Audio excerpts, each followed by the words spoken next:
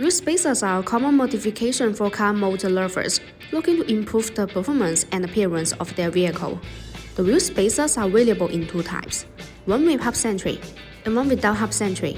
We recommend installing wheel spacers with Hub-Centric.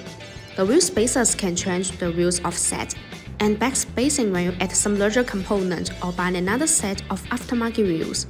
Installing the Hub-Centric wheel spacers can provide high stability. BONOSS wheel spacers have a multi-stage Hub-Centric design. This design allows the spacers to be more fit on the wheel hub assembly and wheels, thereby reducing high-speed vehicle vibration. Compared with common, the multi-stage Hub-Centric design of BONOSS makes the installation more fitting and safer.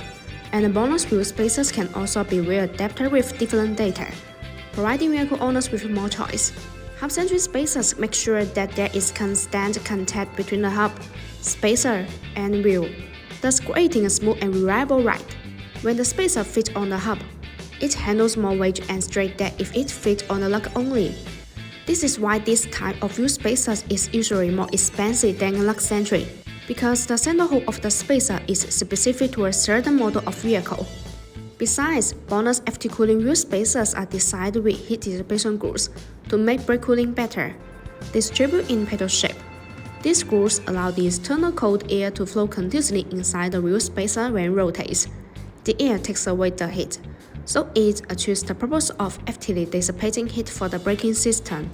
There are small notches that distribute on the corner of wheel spacers. These notches act as air collectors which tremendously nurture the airflow, enhancing the heat dissipation effect and improving road safety.